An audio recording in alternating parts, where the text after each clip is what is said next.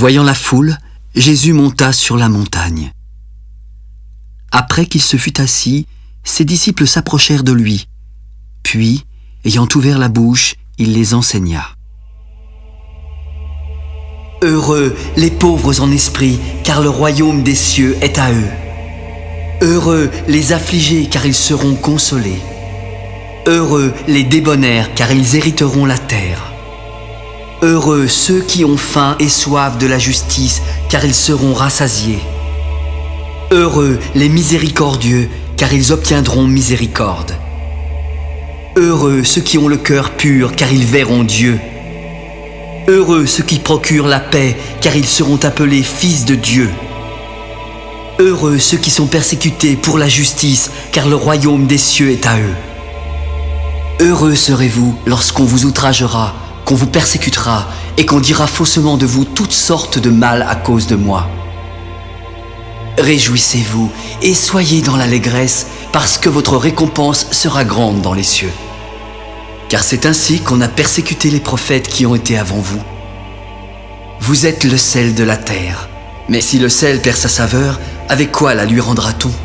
Il ne sert plus qu'à être jeté dehors et foulé aux pieds par les hommes. Vous êtes la lumière du monde. Une ville située sur une montagne ne peut être cachée. Et on n'allume pas une lampe pour la mettre sous le boisseau. Mais on la met sur le chandelier et elle éclaire tous ceux qui sont dans la maison. Que votre lumière luise ainsi devant les hommes, afin qu'ils voient vos bonnes œuvres et qu'ils glorifient votre Père qui est dans les cieux. Ne croyez pas que je sois venu pour abolir la loi ou les prophètes. Je suis venu non pour abolir, mais pour accomplir. Car je vous le dis en vérité, tant que le ciel et la terre ne passeront point, il ne disparaîtra pas de la loi un seul iota ou un seul trait de lettre jusqu'à ce que tout soit arrivé. Celui donc qui supprimera l'un de ces plus petits commandements et qui enseignera aux hommes à faire de même sera appelé le plus petit dans le royaume des cieux. Mais celui qui les observera et qui enseignera à les observer, celui-là sera appelé grand dans le royaume des cieux. Car je vous le dis, si votre justice ne surpasse celle des scribes et des pharisiens, vous n'entrerez point dans le royaume des cieux. Vous avez entendu qu'il a été dit aux anciens, « Tu ne tueras point ». Celui qui tuera mérite d'être puni par les juges.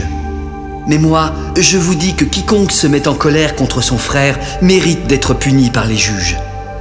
Que celui qui dira à son frère « Raka » mérite d'être puni par le Sanhédrin. Et que celui qui lui dira « Insensé » mérite d'être puni par le feu de la géhenne. Si donc tu présentes ton offrande à l'autel et que là, tu te souviennes que ton frère a quelque chose contre toi, laisse là ton offrande devant l'autel et va d'abord te réconcilier avec ton frère. Puis, viens présenter ton offrande. Accorde-toi promptement avec ton adversaire pendant que tu es en chemin avec lui, de peur qu'il ne te livre au juge, que le juge ne te livre à l'officier de justice et que tu ne sois mis en prison. Je te le dis en vérité, tu ne sortiras pas de là que tu n'aies payé le dernier cadran. Vous avez appris qu'il a été dit « Tu ne commettras point d'adultère ».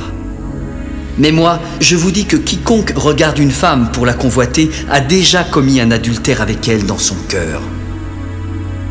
Si ton œil droit est pour toi une occasion de chute, arrache-le et jette-le loin de toi. Car il est avantageux pour toi qu'un seul de tes membres périsse et que ton corps entier ne soit pas jeté dans la géhenne. Si ta main droite est pour toi une occasion de chute, coupe-la et jette-la loin de toi. Car il est avantageux pour toi qu'un seul de tes membres périsse et que ton corps entier n'aille pas dans la géhenne. Il a été dit que celui qui répudie sa femme lui donne une lettre de divorce. Mais moi, je vous dis que celui qui répudie sa femme, sauf pour cause d'infidélité, l'expose à devenir adultère, et que celui qui épouse une femme répudiée commet un adultère. Vous avez encore appris qu'il a été dit aux anciens, « Tu ne te parjureras point, mais tu t'acquitteras envers le Seigneur de ce que tu as déclaré par serment. » Mais moi, je vous dis de ne jurer aucunement, ni par le ciel, parce que c'est le trône de Dieu, ni par la terre, parce que c'est son marchepied, ni par Jérusalem, parce que c'est la ville du grand roi. Ne jure pas non plus par ta tête, car tu ne peux rendre blanc ou noir un seul cheveu. Que votre parole soit oui, oui ou non, non, ce qu'on y ajoute vient du malin.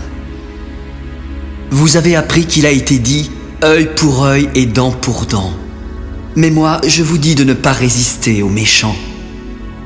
Si quelqu'un te frappe sur la joue droite, présente-lui aussi l'autre. Si quelqu'un veut plaider contre toi et prendre ta tunique, laisse-lui encore ton manteau. Si quelqu'un te force à faire 1 000, fais-en 2 avec lui. Donne à celui qui te demande et ne te détourne pas de celui qui veut emprunter de toi. Vous avez appris qu'il a été dit « Tu aimeras ton prochain et tu haïras ton ennemi ».